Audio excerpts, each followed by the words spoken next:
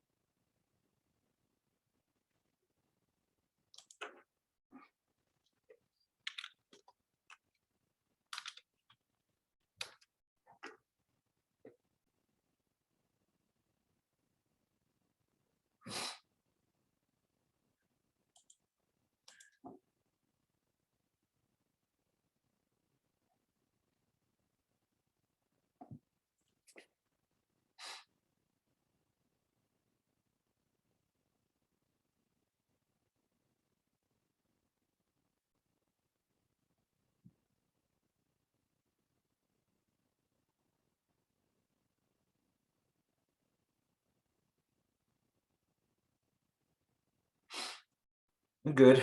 Tired. It's been a rough last couple of weeks. I've had a lot of stuff kind of dumped on my head in the last week, so just trying to finish up on all that stuff.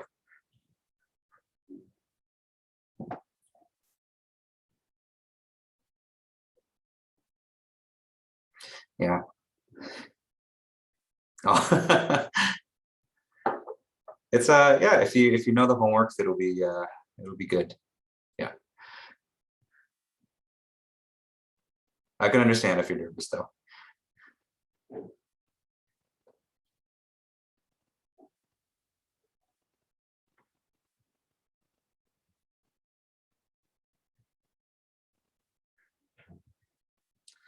There are. And so first I wanted to talk about the final project today. And so that's going to be the first thing. And then our learning objectives will be here. And so it's at the top of them, but it's at the top of these notes. Actually, why don't I display this for now? And then we'll switch over to the we'll switch over to the final project specification once the lecture starts. Yeah.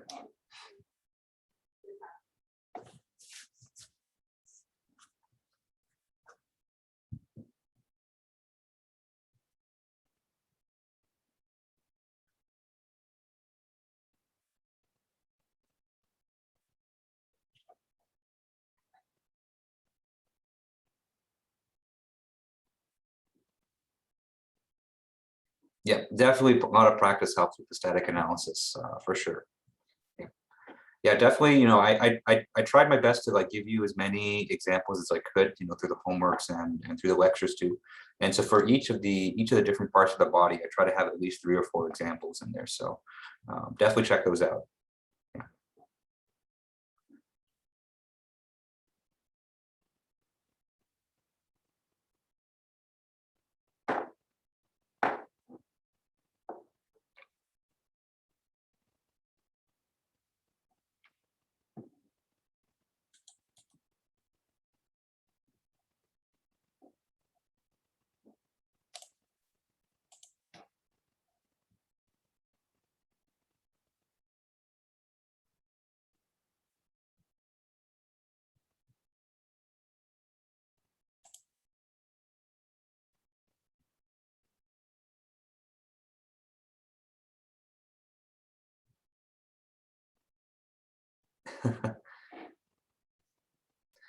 Yeah, the last problem is pretty hard. Yeah. Usually the electives, they only teach once a year. I do know that traditionally 410 is taught in the spring, but I moved it to the fall this year just because I felt like it would be more interesting to or more useful for students doing like senior design and things like that. So you can actually factor it into your projects. I did ask Dr. No if I could teach it in the spring as well, but it's all according to what the department decides. Yeah, but traditionally those courses are only offered once a year. Yeah, because it's a tech elective. Okay, it's 1 o'clock, so let's go ahead and get started. All right, so good afternoon, everyone. How's everyone doing today?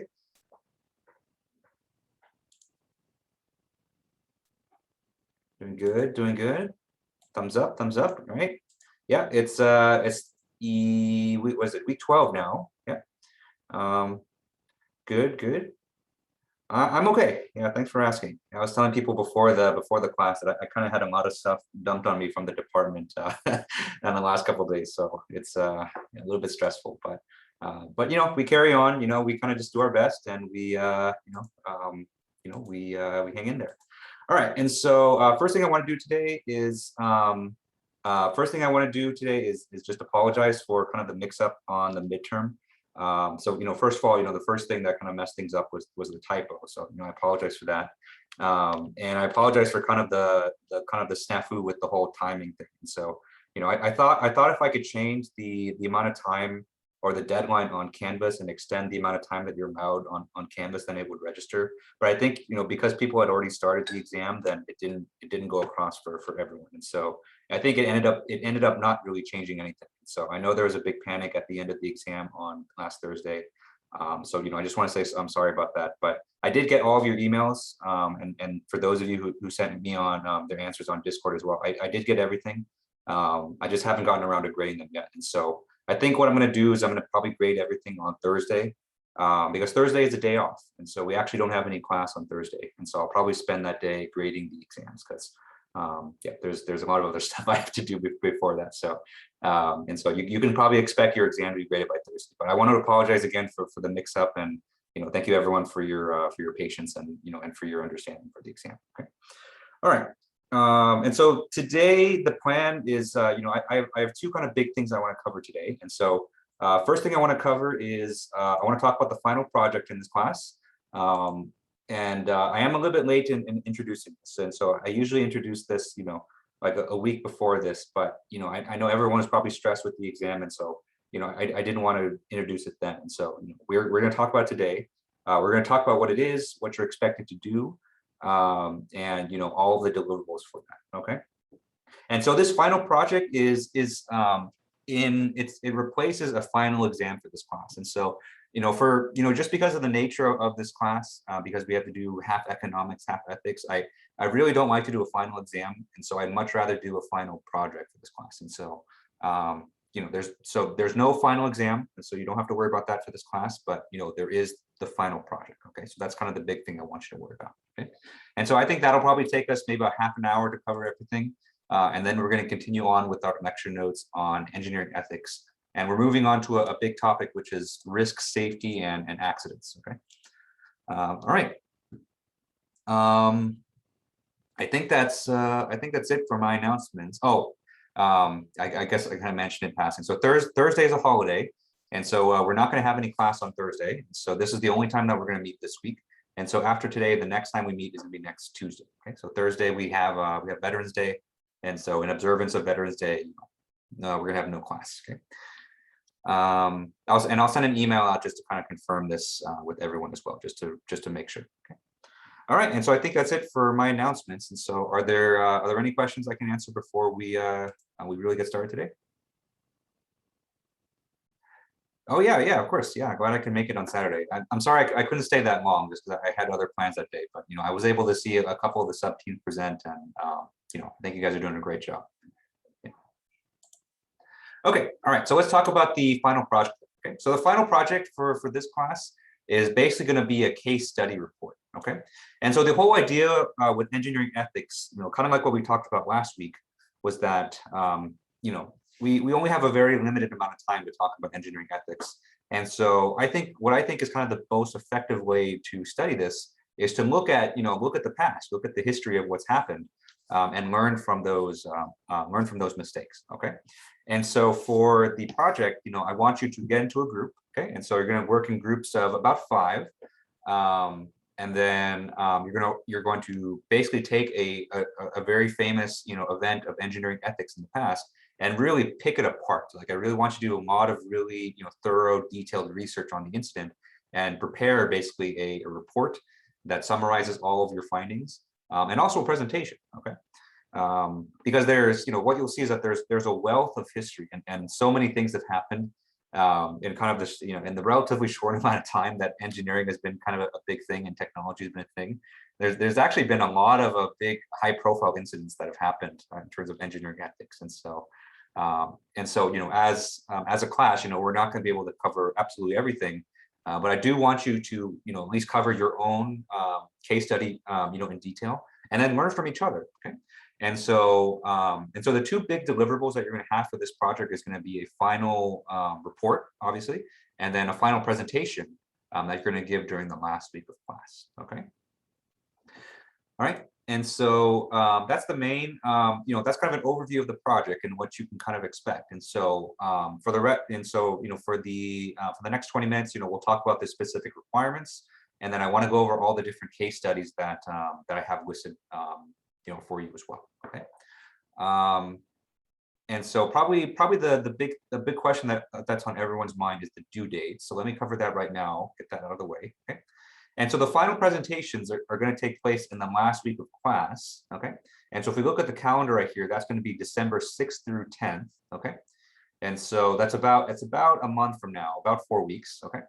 And so we're going to have presentations on Tuesday the 7th and Thursday the 9th. Okay.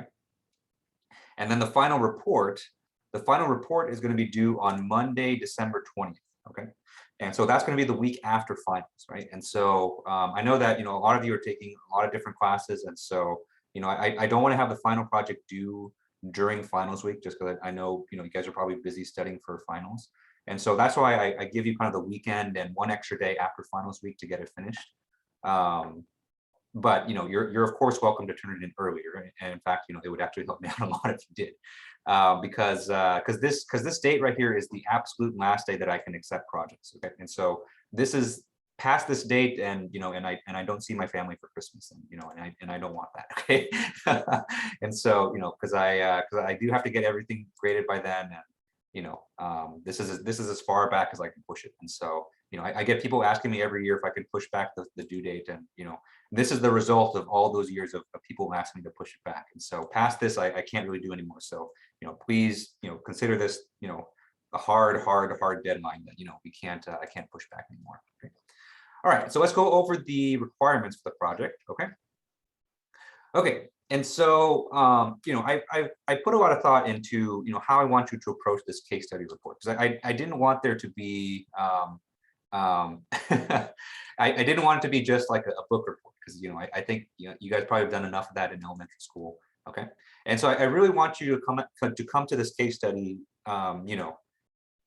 knowing that ultimately for a lot of these case studies something bad happened, but I don't want you to come into the case study thinking that's something that's bad is going to happen, and that's going to color my opinion on these things. Okay, and so I think there's enough of that in today's world with social media and the news and everything. So what I really want you to focus on in these case study reports is I want you to focus on all the context. Okay, because context is really important. And so you don't have any kind of major event like these without really knowing and appreciating all the events, all the people and all the economics and technical details that kind of led up to it. Okay, and so these sections here are really important, and I really want you to really dive deep into it.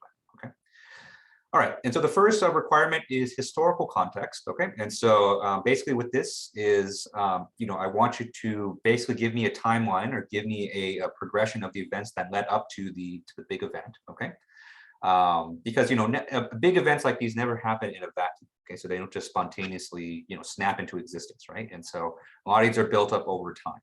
Okay, and so I really want you to paint me a good picture of all the events that kind of led up to this point. Okay, and so some questions here. And so what you'll notice from the specifications that for each of these sections, I'm giving you a list of questions here. Not that you have to answer all of these questions, and so these questions here are just kind of starting points. Okay. Because I find that when I'm doing research on a particular topic, it helps me to know some questions that I can answer, because that kind of helps me drive my research. Okay, and so some questions that you can answer when you're looking up the historical context is why did the company even engage in this project to begin with? What were they hoping to gain from it? Okay, what were some of the major technological developments that led up to this case? Okay. What problems were they looking to solve, and what kinds of moral issues or opposition was there for the project, if there was, at the beginning? Okay.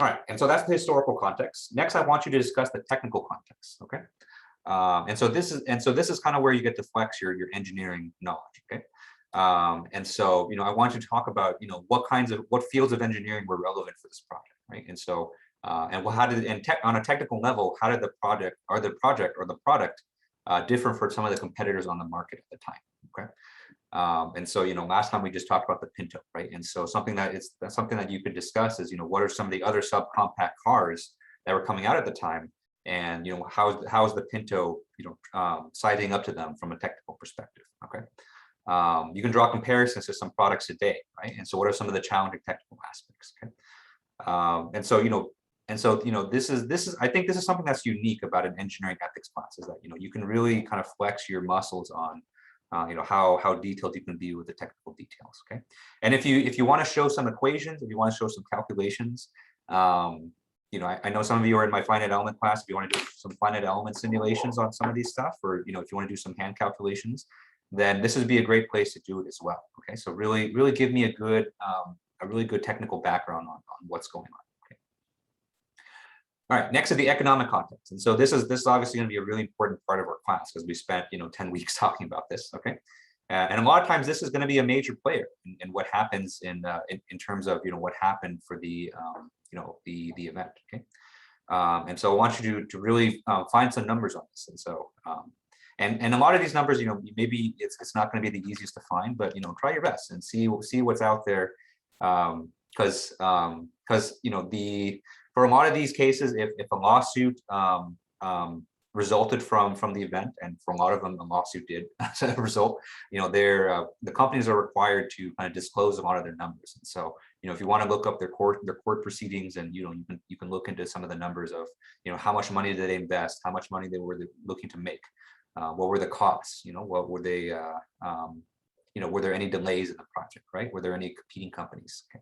And so, really dive into the economic context as well, right?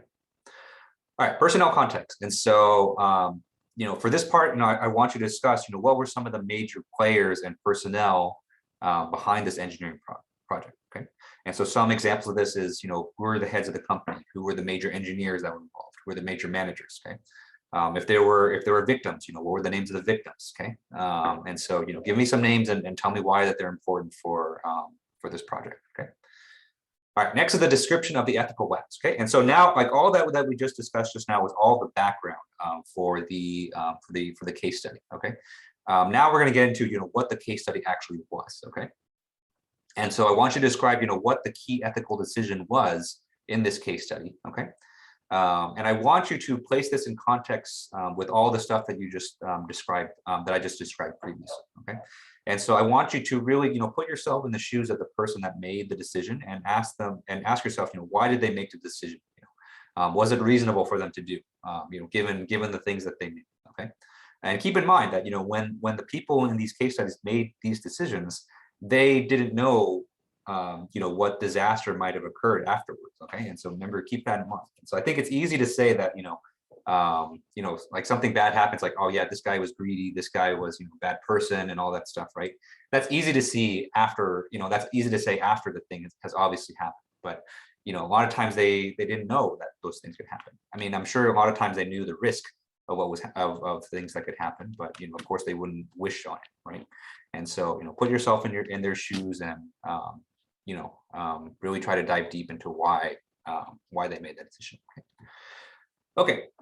And so this next section here is I think probably one of the most important in the report. Okay, so I want you to analyze the ethical dilemma. Okay, and so and this is kind of the part where you're going to factor in a lot of the lectures that we're going to go over about engineering ethics. Okay, and so over the next few weeks, we'll be discussing a lot of topics in engineering ethics. Okay, and so this is where you're going to bring in a lot of that knowledge and analyze the ethical dilemma, from that lens. Okay. And so we already have some of the tools for this already. So last week we talked about things like the engineering codes of ethics, right? And so we talked about the IEEE code and the NSPE codes. Okay. We talked about some of the general ethical frameworks, so things like utilitarianism. We talked about duty ethics, rights ethics, right? And today we're going to talk about risk and safety and all that stuff. Okay. And so I want you to take all the things that we've talked about in the lectures, and then analyze this ethical decision from that point of view. Okay, so this is going to be a major part of the project, and this is going to be a major part of how I assess that you actually got something out of the lectures, which is ultimately the goal of the final project. Okay, all right, and then from there, I want you to talk about what are some of the impacts that occurred after the ethical decision. Okay, and so. A lot of times the ethical decision caused a big disaster to happen.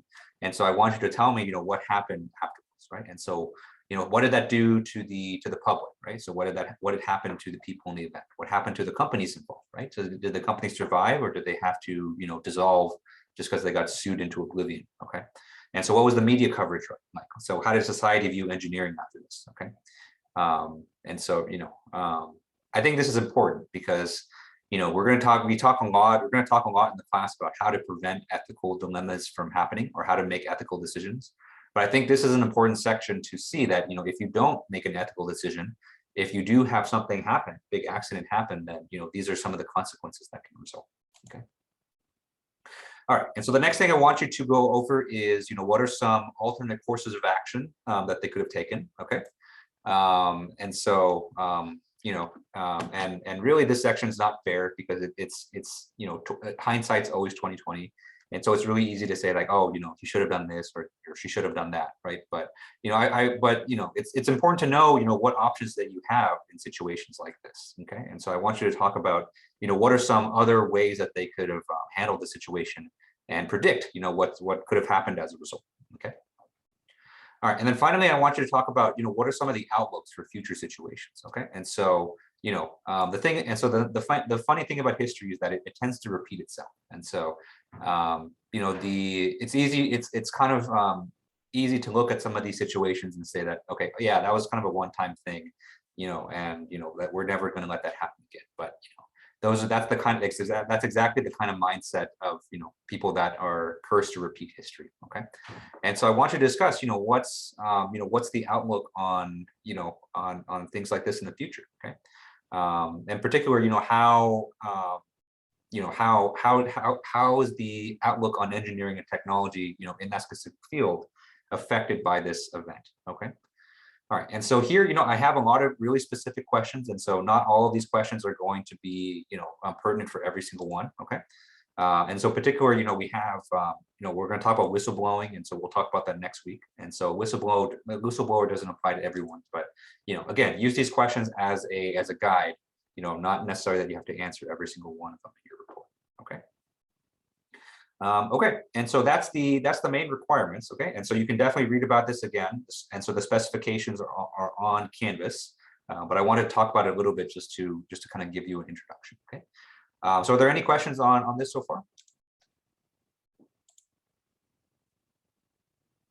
Okay, all right, so let's talk about deliverables. And so what are you going to turn in, okay? And so we already talked about the final presentation and the final report, but there's a couple other small things I want you to turn in as well, okay? And so the first one is called what I call an agreement of shared responsibilities, okay? And so, because we're doing final presentations, we kind of have to do these in groups. Otherwise, we're not going to have time for everyone to present. And so whenever you have group projects, I know it's not always the easy thing. Okay? And so what I want to make sure is that, when you're working in a group like this, that everyone pulls their weight. Okay. And so I've been part of, lots and lots of group projects as a student. And I know there have been times when, I had to carry some people. But I've also been carried as well. When I've not been the best student too. Okay, and so I don't want any individual students or maybe 2 or 3 students in a group doing the carry. Okay, so I want everyone to pull their own weight.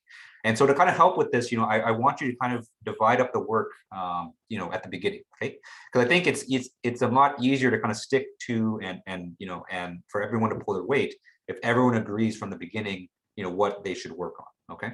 And so I want you guys to write, once you form your groups, so I want you to write a 1-page description about how your group plans to divide the work, okay? And so ideally each group member should share equal tasks, okay? But I'll leave the division up to you guys, okay? And so, I think,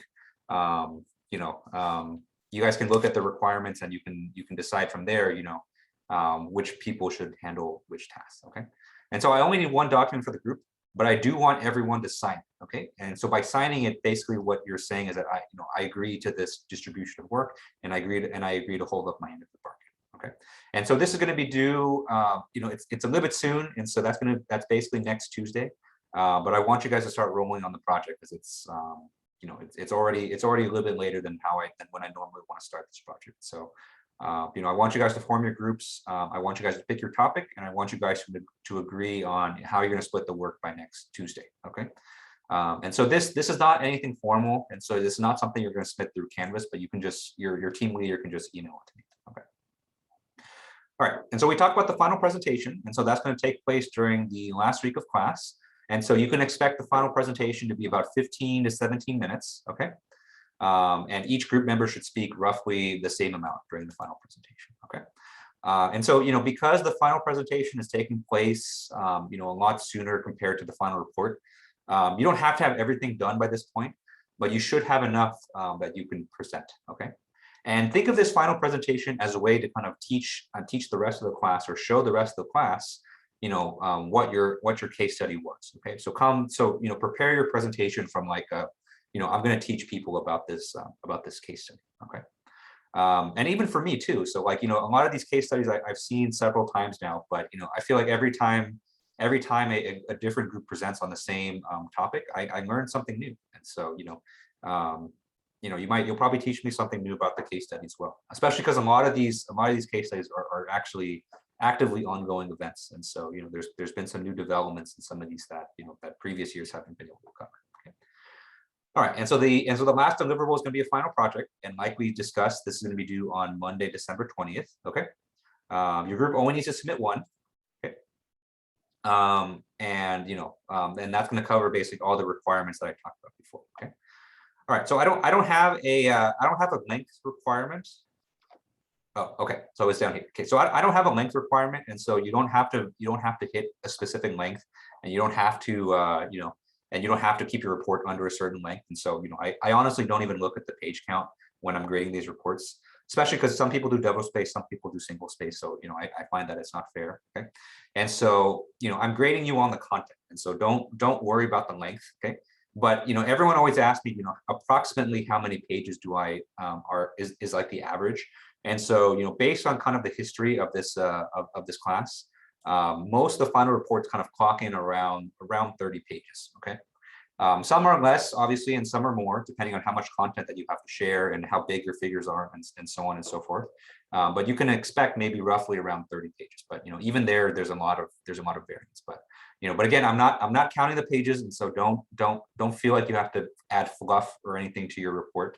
Because if anything, if you try to add fluff to your report, then I'm going to mark you down on it because it's not it doesn't add anything substantial to your report. Okay. Thank you. I appreciate the consideration. For me, it doesn't matter either way. So, but double space or single space, it's fine. And so I guess the only big thing is that for separation of paragraphs, I would like to be double space between paragraphs, but it doesn't really matter. Yeah. Camera on with required presentation. No. So for the presentation, you don't have to turn your camera on, but I will expect you to speak. So you should have a working microphone and you should be able to speak, but you can leave the camera off. That's fine for me. Yeah. Again, for the presentation, I am grading you mostly on the content. I am grading you a little bit on your presentation skills, but that's mostly on how clearly do you speak and how easy is it for me to understand what you're saying. But yeah, I don't need your cameras on. Yeah. Okay. All right, and so the last deliverable that I want you to submit is called an assessment of shared responsibilities. Okay, and so this is basically going to be your student evaluation for the for your group. Okay, and so even though at the beginning everyone signed the contract and everyone should be pulling their share weight on this. Okay, well at the end I want you to assess how well everyone kept up their end of the bargain. Okay, because I know sometimes it doesn't always work out the way that you draw it up. Okay. And so this is important because I take these assessments into account, and so I read these all very carefully, and I will reduce points, and sometimes I even give extra points for members that depending on the amount of work that they did. Okay, but I will say that I very, very rarely give extra points, and so this is only for most of the time I only reduce points for members that don't pull their weight. Okay, and so I say that not because I don't want to reward hard work. I say that because I don't want someone to say, oh, I want extra credit, and so I'm going to just carry my team and make sure I get the extra 20 points of extra credit. Okay, so the most optimal way to approach this project is for everyone to do their shared amount of work. Okay, and so I don't want anyone coming in thinking like, oh, I got to carry my team. Okay, so no one should have that mindset. Everyone should have the mindset of everyone's going to do their fair share of work, and we're all going to get our fair share of credit for this. Okay, but with that said, I know sometimes it doesn't always happen, and so that's why I have this evaluation here to make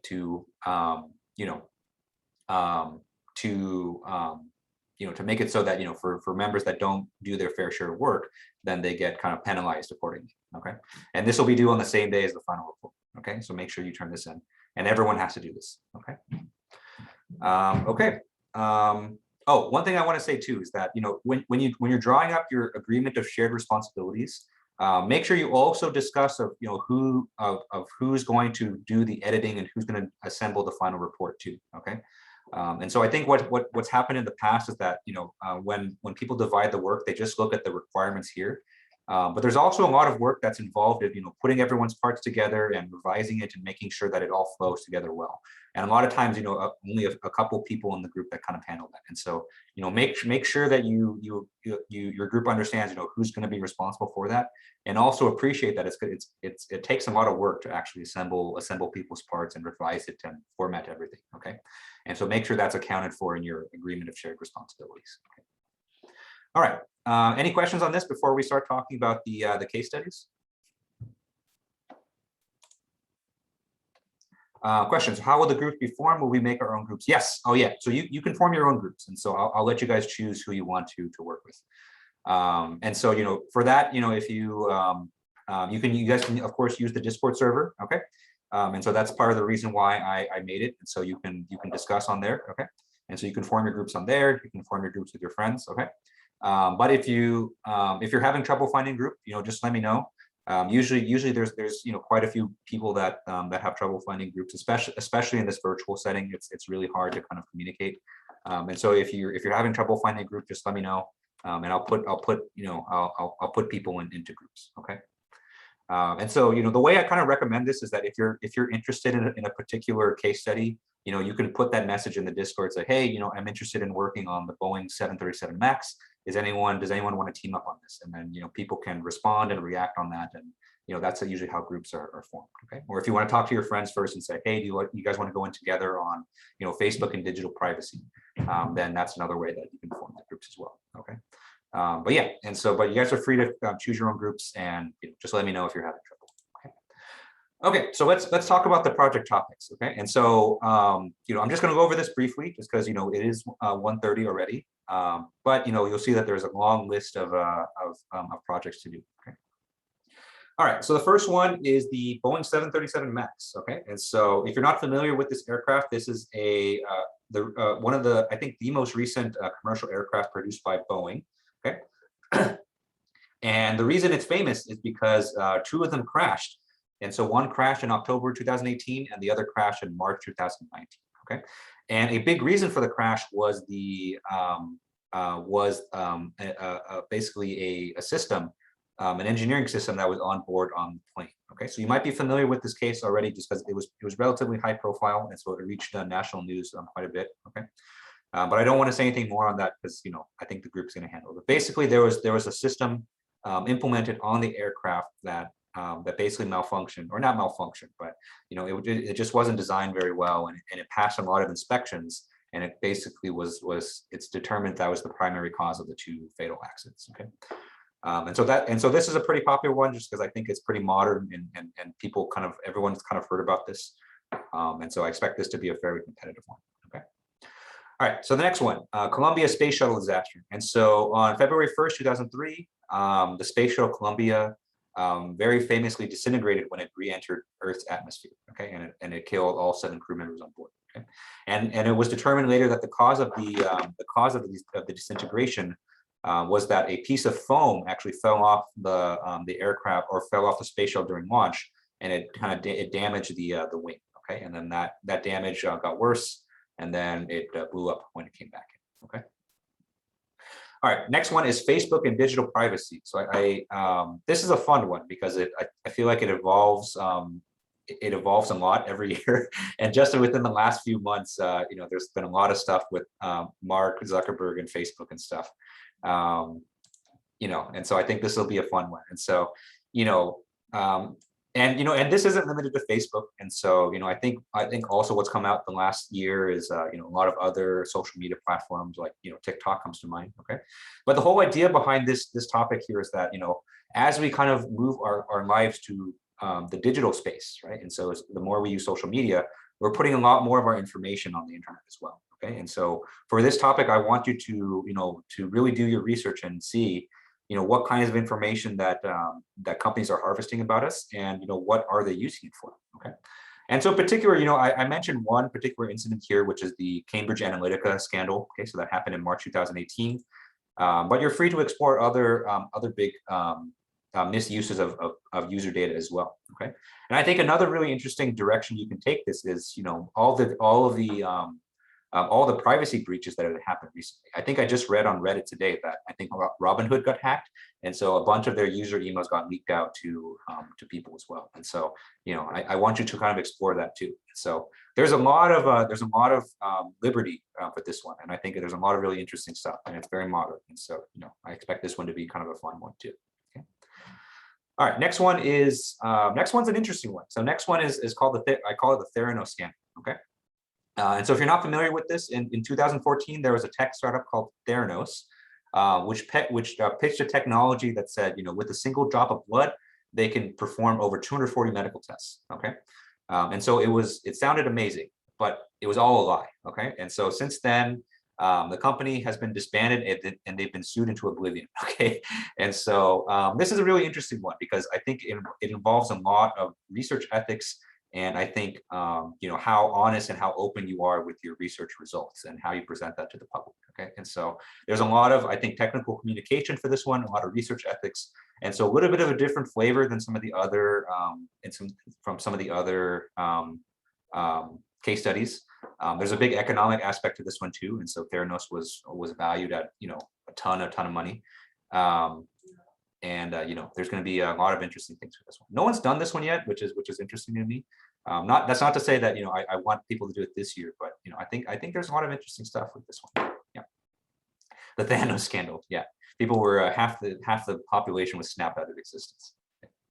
All right, number 5. So number 5 is a little bit of an oldie, and so number 5 was the Kansas City Hyatt Regency Walkway collapse.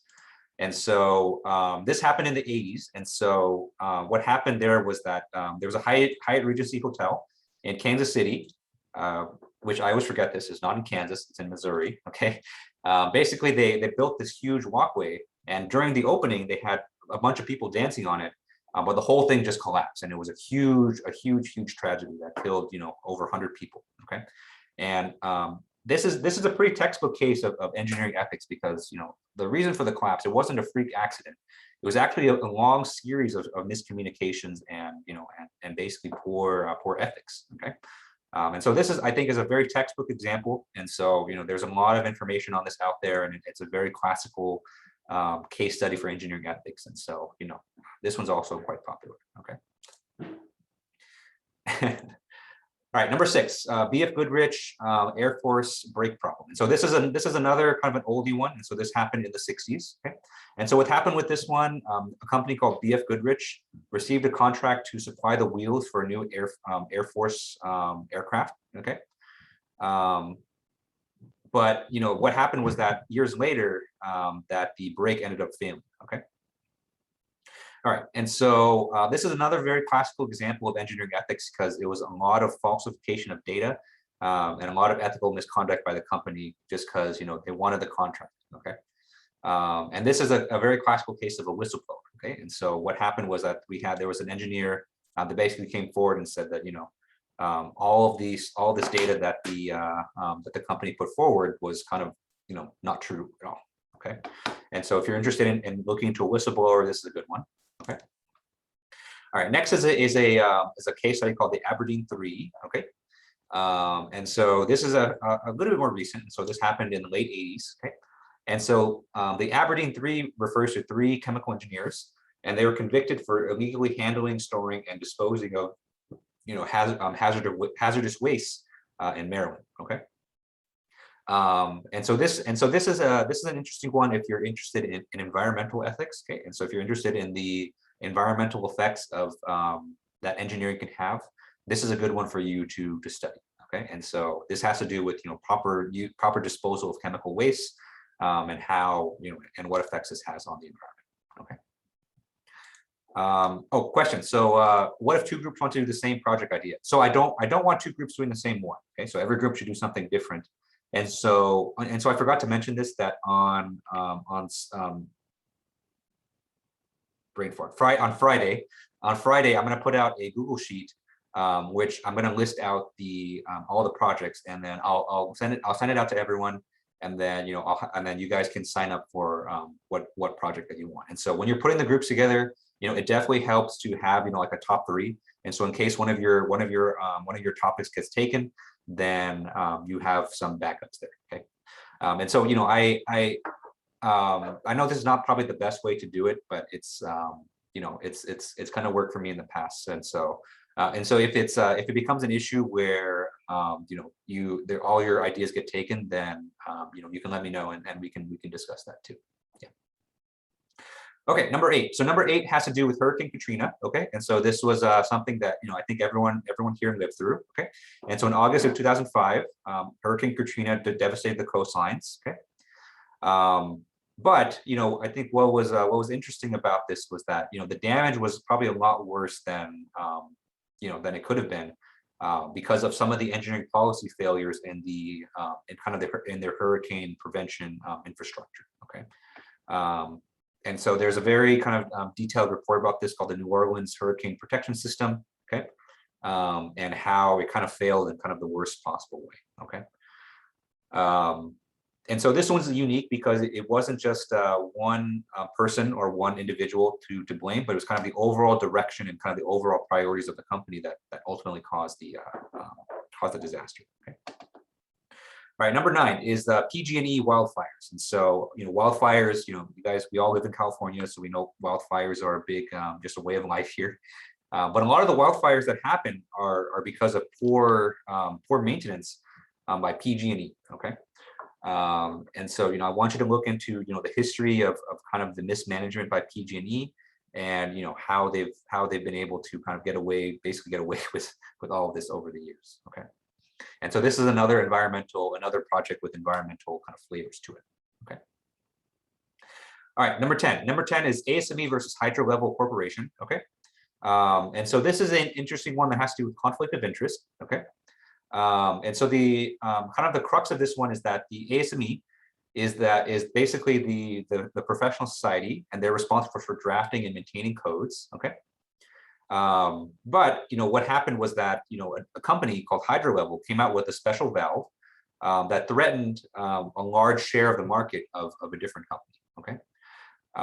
What's kind of suspicious about this is that this company that had the large majority share, they also were big, they were also responsible for drafting these standards at ASME. And so what they basically did was they used the codes and the standards. And so they basically kind of, rewrote them and kind of reinterpreted them in a way to make Hydro Level's valve look bad in the public light. Okay. And so basically he kind of abused his power as a member of the ASME to basically crush a competitor. Okay. And obviously this is not ethical at all. Okay. And so this has to do with conflict of interest. This has to do with poor business practice, unethical business practice. Okay. And I think this is kind of one of the most clear-cut cases of that. Okay. All right, number 11, Ford Pinto. And so I think we talked about the Ford Pinto last time, but if you want to dive more into the Ford Pinto, I'm leaving that open for you as well. Okay. And so I'm not going to discuss this anymore.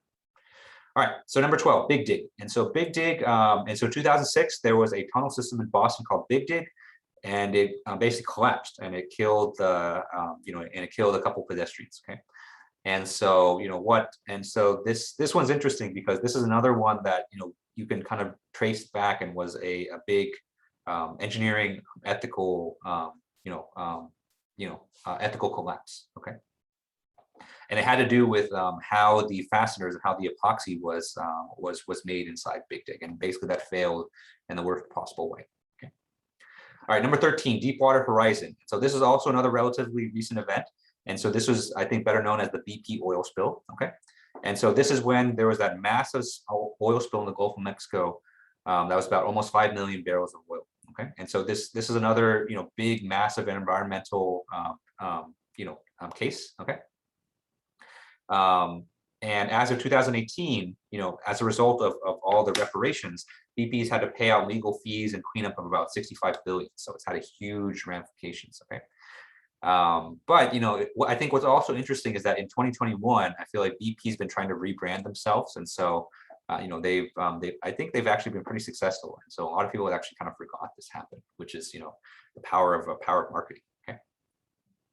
All right, number 14 is the Fukushima nuclear disaster. Okay, or I should say near disaster. Okay, and so in March 2011, a big tsunami hit the Fukushima national nuclear reactor in Japan, and it basically caused almost caused a nuclear meltdown. Okay, and so it caused a huge evacuation of the area, and it was a huge panic. And so this also hit national news, if you kind of remember at the time. And after investigation later, this was also found out to be the result of a lot of negligent engineering maintenance in this reactor. Okay. All right, number 15 is deep fakes. And so this is also another kind of really interesting modern one where maybe there's not a lot of information out there. But this is a new technology that's emerging, where it's becoming, which basically leverages AI and leverages machine learning to basically make it seem like, that you can kind of fit a person into a video or an audio, that they were never there before. Okay, and so this is an interesting one because it's the development of a new technology, which I think obviously people can see how this can be abused by people. Okay, and so definitely this is a really interesting one to look at, and I expect a lot from this one as well. Okay, and if you have a another ethical case study that you want to study that you've heard of, and I'm open to suggestions too. And so you're not limited to just these 15. And so if you want to do another one, just run it by me and we can discuss. Okay. All right. Any questions on this? Okay. All right. And so that's the project. And so definitely try to get your groups together. Decide on the top 3 for your topics, and go ahead and get started. Okay. All right. And so the last thing I want to go over, even though it is quite a bit late, but I did want to talk about your next homework assignment, okay, because this is going to be due in about 2 weeks. Okay. And so for your next homework assignment and the last homework assignment for this class, I want you to do an individual writing assignment, which is kind of like a miniature version of the project. Okay. And so the project, that we just talked about, it took us 45 minutes. So, obviously it's a big undertaking. Okay. And so I always hated it when a professor assigned me a project when I got no practice in it, beforehand. Okay. And so there's no way to get feedback. And so there's kind of no point of reference for me to know, how he's going to grade it, or, what to kind of expect from the project. Okay. And so this is kind of my way of giving you a chance to practice your writing. And to kind of get practice with, or to kind of get a sense of, what I'm looking for in these writing assignments. Okay, and so this homework 6 right here, this is an individual assignment. Okay, and you're going to be doing a case study report, and you're going to choose between one of 3. Okay, so these three are also cases of engineering ethics. Okay, but they were kind of purposely left off of the list that we just talked about. Okay, and so I want you to choose one of these 3, and so choose the one that you think is most interesting to you, and basically put together your own miniature version of the report. Okay, and so I don't want you to cover absolutely everything in the final project, and so I've basically selected kind of a subset here. Okay, but I want you to analyze it and put together a report. And so this is going to be due basically the Sunday before Thanksgiving. And what I'm going to do is over Thanksgiving, I'm going to read all your reports, and then I'm going to give you feedback. Okay. And then based on that feedback, that can help you, help you improve or change, whatever you need to for the final project as well. Okay. All right. It is a bit late, so I don't want to go through these case studies here, but you can read about these, and you can read about them on the internet as well. Okay. And I will say that, out of these 3, I'd say there's one that actually has a relatively happy ending compared to all the doom and gloom for the other cases. Okay. Question. So will we have class during Thanksgiving? No. And so we have no class during Thanksgiving. So, enjoy your time with your family, take a week to decompress, or probably more likely, probably your other professors assign stuff for breaks. So, you can use the Thanksgiving to catch up, I guess. Yeah. All right. So any questions on any of the stuff that we covered? So I know it was kind of a lot of information.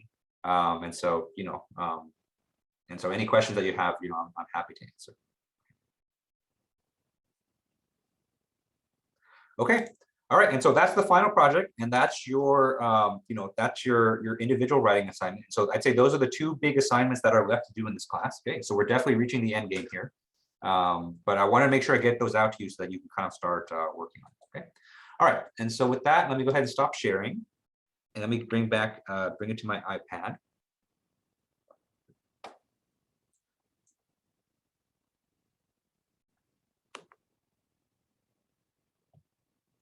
Okay, and let's talk about safety. Okay, all right. And so here are the learning objectives for today. I'm sorry that I kind of have to flash this really quickly, but we do kind of have to get rolling because we only have 30 minutes left in the class. Okay, all right. And so the topic for today is going to be risk, basically risk and safety. Okay.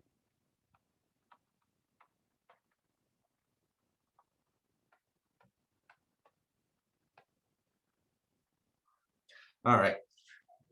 And so last Tuesday, last time we met for a lecture, we talked about how, ethics is an important aspect for you to know as an engineer. Okay? A big part of your ethical responsibility has to do with making your products safe. Okay. And, and some people would argue this is the most important ethical aspect. Okay.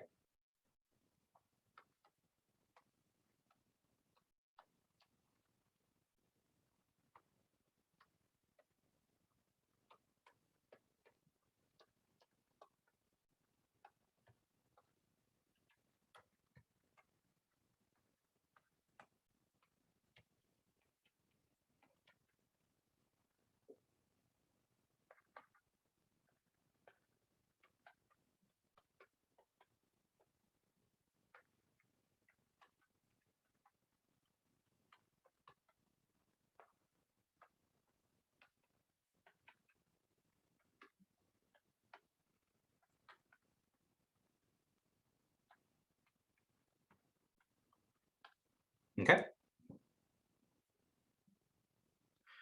Right. And so, whatever, and so after you graduate from here and you create products, okay, no matter what product that you make, it's going to be used by people. Okay. And so you're not going to be creating products for robots. We haven't reached that point yet. So the robots haven't taken over just yet. Okay. And so at the end of the day, we're making products for people. Right. And so as a professional duty for you is to make sure that the products that you're creating is not going to cause harm to people. Okay. All right, and the reason for this is that when people buy a product, and so when people buy something and use something that an engineer developed, there's an inherent trust that they put into it. Okay.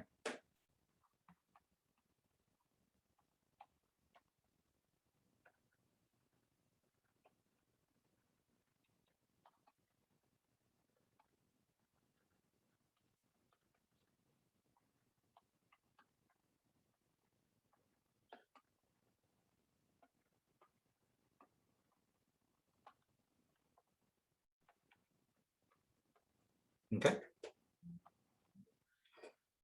Okay. And so if you think about all the products that you interact with on a daily basis, and so there's an implicit trust whether you explicitly think about it or not, that the product that you're using is not going to kill you or hurt you. Okay. And so let's just go over some quick examples, right? And so if you drove anywhere today, right, you place trust in the car, you place trust in the engine and the automotive engineers that your car is going to get you safely from one place to the other. Okay.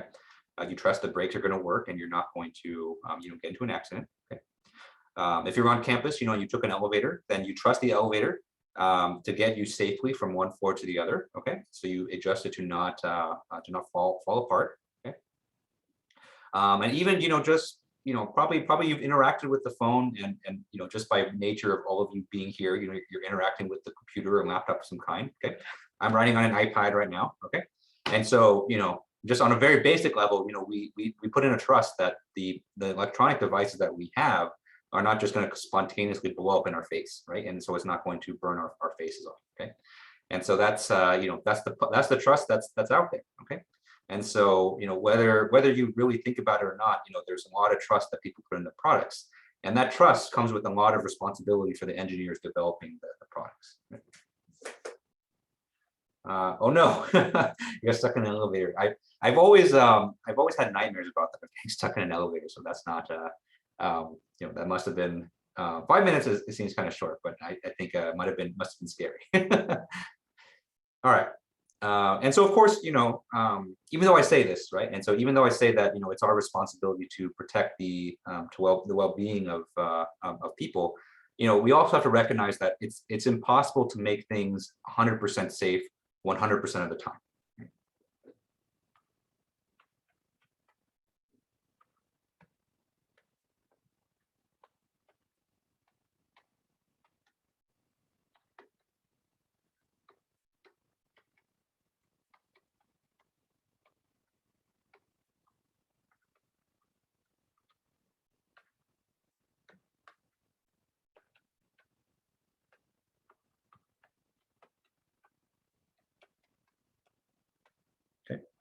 And so we talked about that last time, right? And so, there's always going to be risk associated with using a product. Okay, and some more than others, right? And so getting into a car, you're putting yourself more at risk than turning on your phone, right? And so there's risks are always going to be there. And so I don't want you to think that your job as an engineer, your job as an engineer is not to eliminate all risks. Okay, and so your job is not to eliminate those. And if someone gets hurt using a product, that don't take that as like I failed this, or I didn't do a good job. Okay.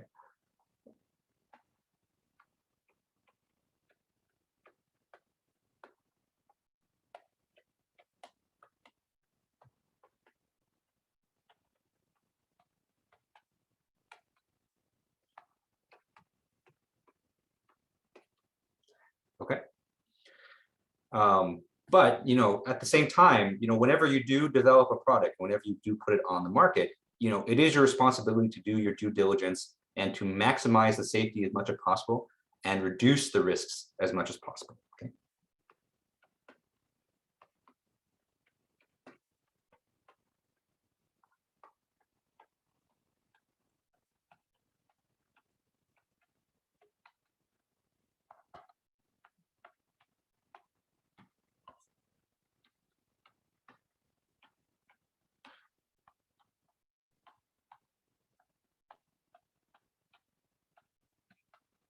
Okay. All right. And so, what we're going to go over today is, we're going to put some definitions on risk and safety. We're going to discuss a little bit of a nuance. I do have an activity for the end, but, we might not have enough time for it. And so we might do that next Tuesday because it is kind of a fun activity. Okay. All right. Homework is an engineering product. Yes, I recognize that too. All right. Any questions on this so far? Okay. All right. So let's give some definitions. And so I think these are words that we kind of already understand what they mean, but I think it's always good to kind of give a definition just to make sure we're all on the same page. Okay. All right. So first, let's define risk. All right. So risk is basically just the possibility of danger or harm.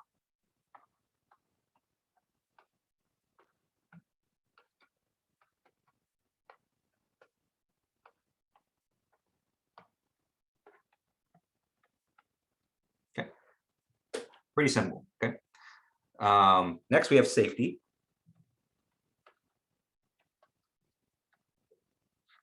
Okay. Safety is basically the opposite of risk, and so safety means the freedom from damage, injury, or risk.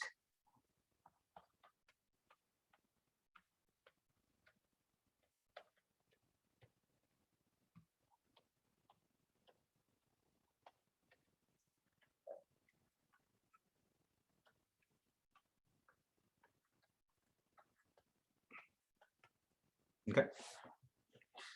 Right. And so as an engineer, we want to reduce risk as much as possible, and we want to maximize safety. Okay. And so it sounds simple, right? And so when you put it like that, there's two simple ways to do this. But there's some nuance. Okay. And so let's talk about some of the nuance.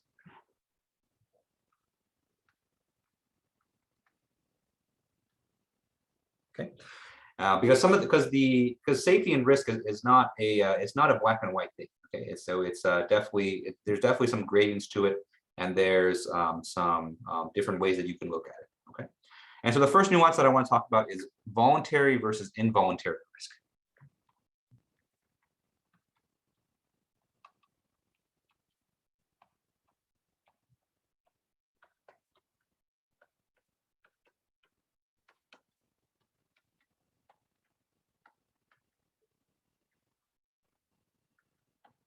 Okay. And so with this one, what we say is that the perceived safety of the situation is higher if the risks are known and voluntarily accepted.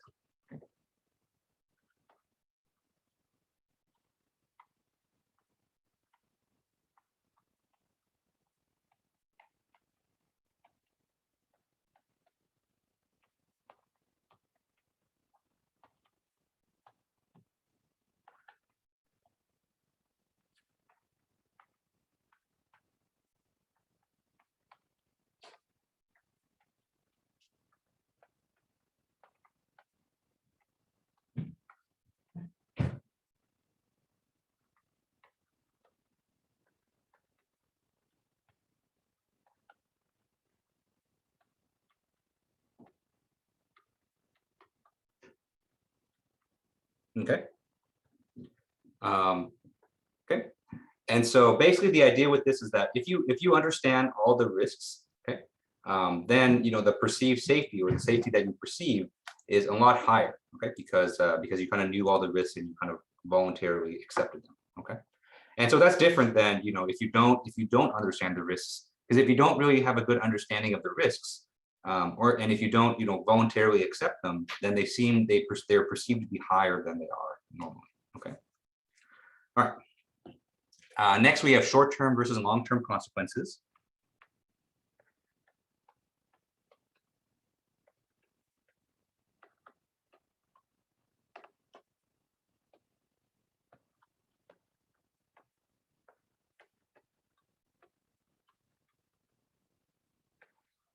Okay. And so with this one, that if in the case when an accident does occur, and so in case that a negative consequence does result, okay, short-term consequences are deemed to be less risky rather than something that will cause permanent damage. Okay.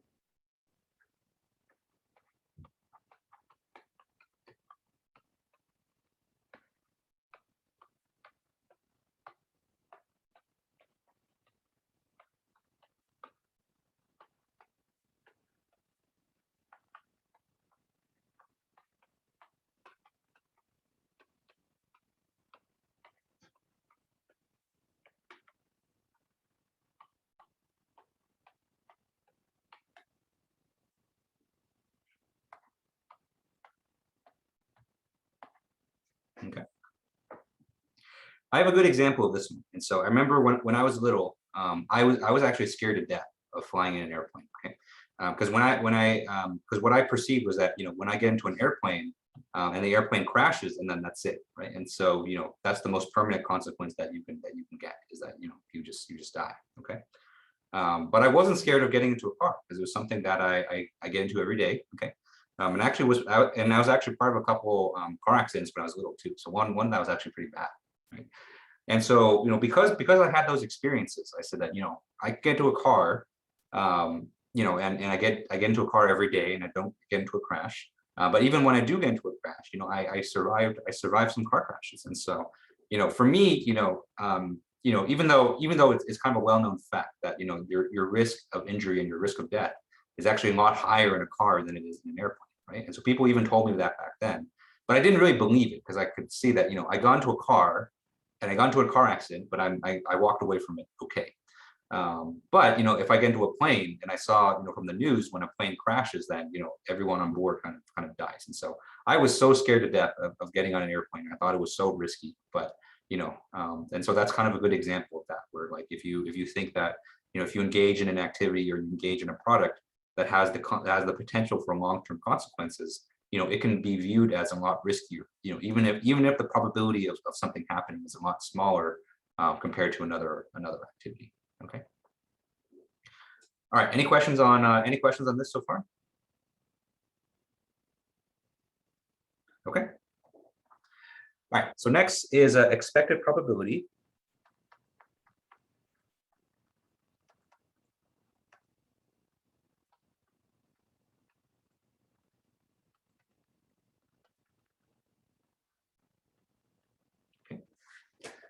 And so with the expected probability, what this means is that, if the probability of an accident is really low, then people are more willing to engage in the activity. Okay.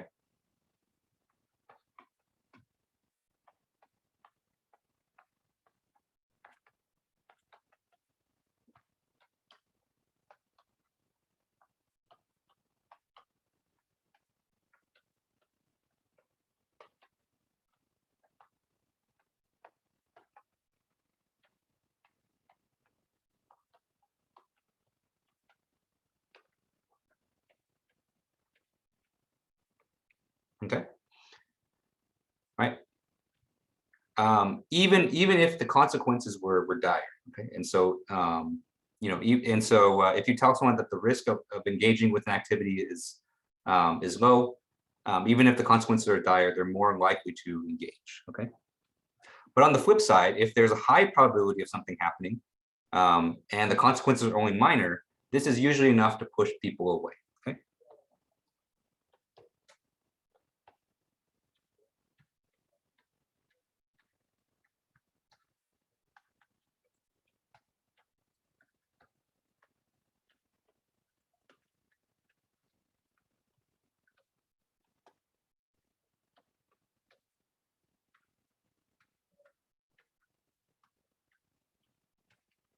Okay. And so all this is saying is that people take probability into account when they make decisions on what kinds of risky behaviors that they engage with. Okay. All right.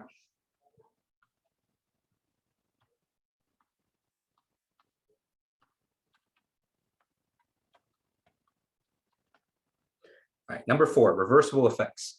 And so people are more likely to, or an activity or a risk may appear to be less risky if the negative effects can be reversed. Okay.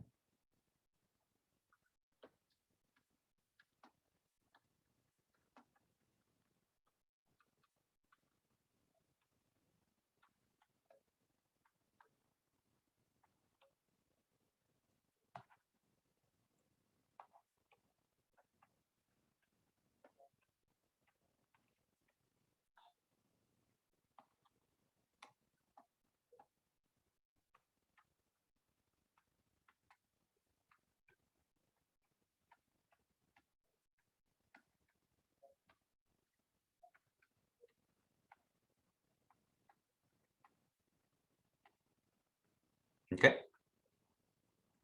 All right. Number 5. Number 5 is delayed versus immediate risk.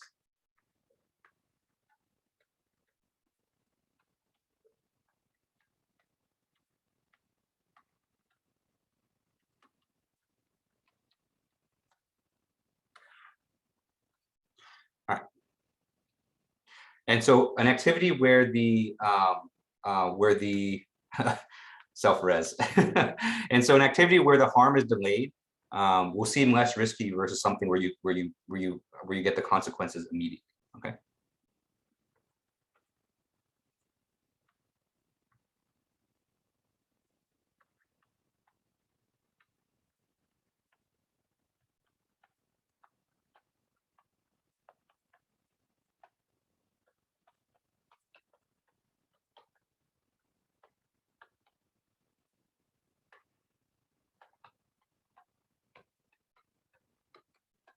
Right.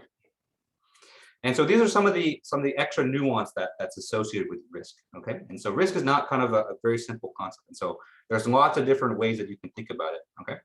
And some of these nuance actually kind of contradict with each other too. Okay. And so there's lots of different ways that you can view it, and lots of different ways that people interpret it as well. Okay. And so you need to think about that when you're designing products that people are going to view the risk of using something maybe irrational.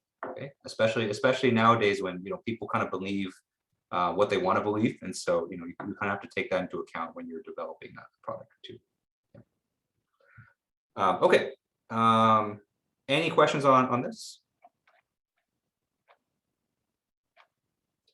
Okay. All right. And so there's a lot of nuance and a lot of things to think about in terms of risk and safety when you're developing products. Okay. All right. And so the last thing I want to go over, before we sign off today is, what is a good way, or what is a good procedure or a good mindset that you can have to actually develop a safe product. Okay.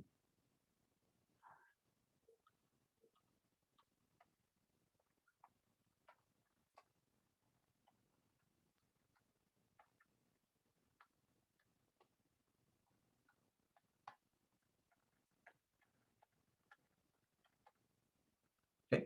And so I basically broken this down into four steps. Okay.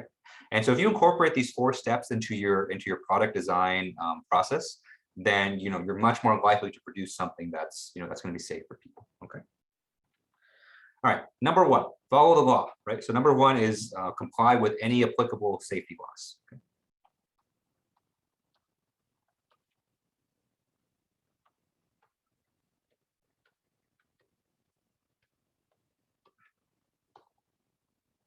Okay. And so usually, to protect the citizens of our great country, our government here writes laws to protect them. Okay. And so the first thing that you can do, when you're developing a product, is to make sure that you're in compliance with all of these laws. Okay.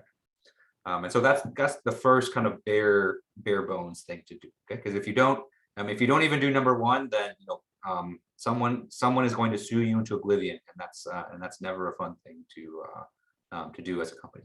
Okay, all right. But we talked about last time too that the laws are not always the best resource for you to to use to follow, because the laws take time to develop, and so they may not evolve fast enough to keep up with the cutting edge of technology. Okay, and so the second thing that you can do is to comply with standard or accepted engineering practice. Okay.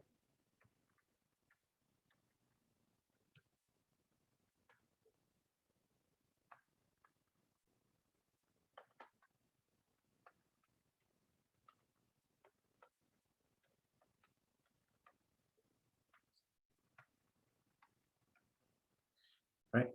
And so if you look up the professional societies that you belong to, okay, so the IEEE, ASME, AIAA, okay, they've come up with a lot of them come up with a set of safety standards for certain types of equipment.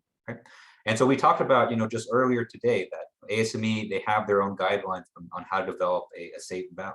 Okay, and so in the case of hydro level, the authors of those standards kind of abuse that power, but most of the time those standards are used to make sure that all the valves that are created are going to be safe for people. Okay, and so the second thing you can do is to look up the appropriate standards for your product, or for the products that you're making, or for the materials that you're using, and make sure you're in compliance with those standards. Okay, all right.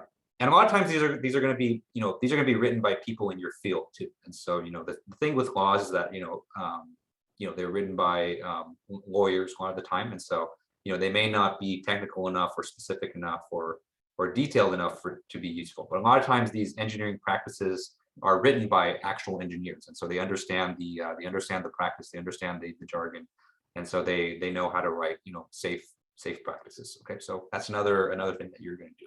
Okay, all right. Number three is to explore potentially safer designs.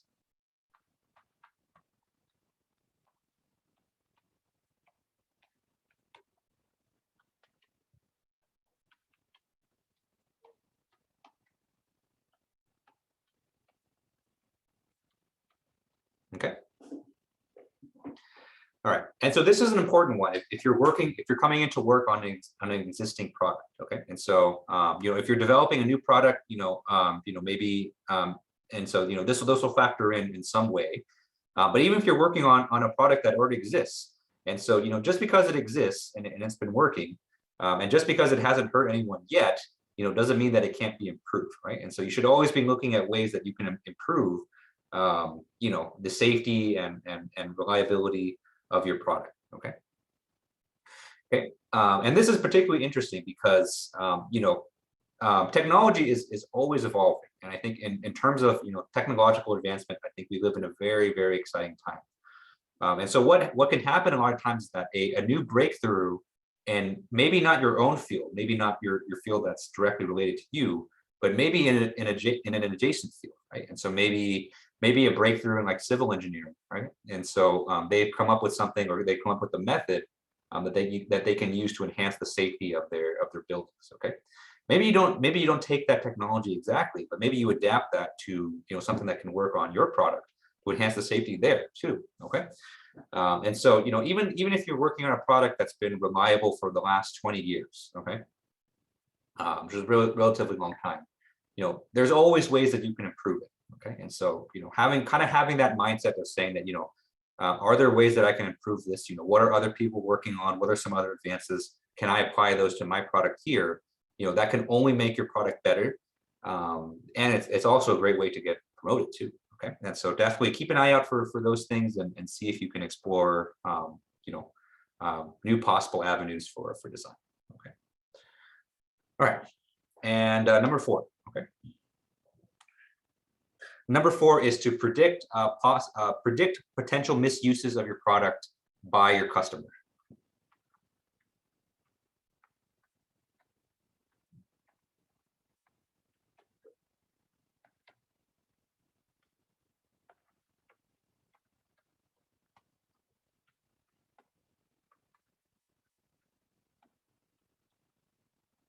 Okay. I think this is a really important one for engineers because when we develop something new, I think we get sucked a lot into the technical details of the product because the technical details are really hard. Okay, and we always kind of get bogged into people are going to use this in one way. Okay, but you have to realize that a lot of times you're going to be developing products for people that aren't engineers. Okay. And I think you guys know more than anyone that it takes a lot of training and a lot of knowledge to become an engineer, right? You guys are in the middle of it right now. You guys are all getting an engineering degree. And I think you can all agree with me that it's hard as fuck, right? And so, no one, like the vast majority of the population is not going to be going through an engineering degree as well, right? And so you have to keep that in mind that, the people using your products are not going to have the technical knowledge or the expertise to use their products. Yeah. Oh, yeah. And so Richard made a great comment that people are going to do some stupid things with your products, and that's absolutely true. Yeah. And so you kind of have to think about this. You have to predict that people are going to do certain things, and you kind of have to kind of stop them from doing that, right? It's like that one meme of the guy and like the girl's walking past him and he wants to go hit on her, but his friend's like, no, man, you gotta stop that. And so you got to be the guy that says, stop, tell your customers, don't do dumb things with the product. Okay.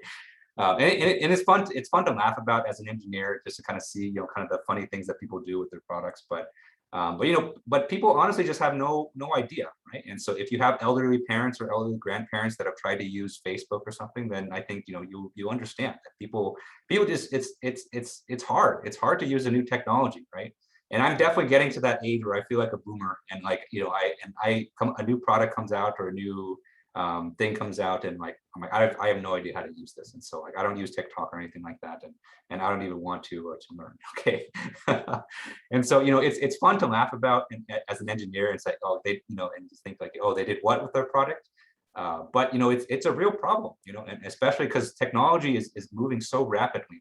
It's hard for people to keep up with it. And so as an engineer that's developing the product, you have to kind of predict this and make sure that no matter how your customer chooses to use it, they don't hurt themselves. Okay. All right. Any questions? So any questions on any of this?